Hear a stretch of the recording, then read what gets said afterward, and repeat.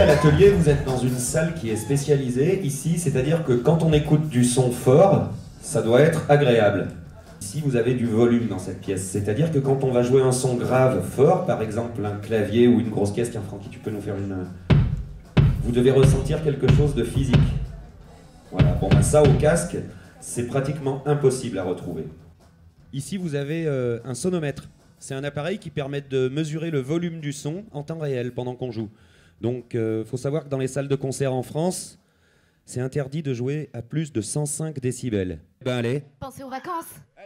Décidément, l'atelier n'est jamais à court d'idées.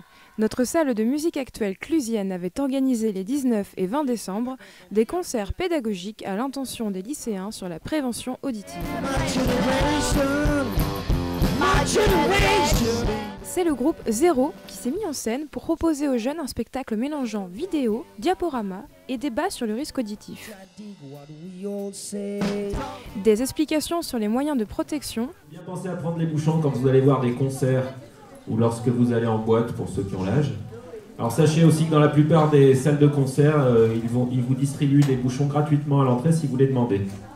On les prend, on les rend le plus fin possible.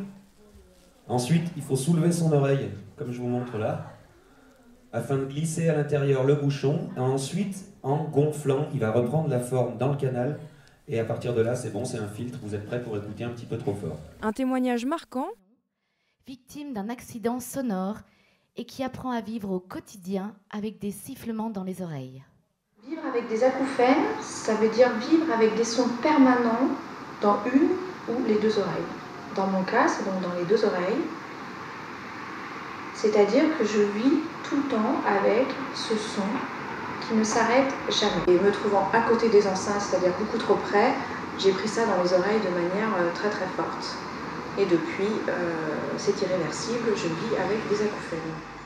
Ainsi que la vraie définition du format MP3 était au programme. MP3, c'est un type donc de fichier informatique qui avait été inventé à la base pour que la musique prenne moins de place dans les ordinateurs, les baladeurs et pour pouvoir l'envoyer plus facilement par Internet.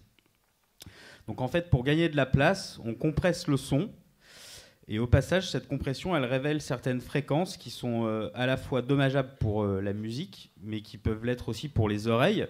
Je vais tout de suite vous donner un exemple en vous faisant écouter 2 fois le même morceau avec 2 taux de compression différents.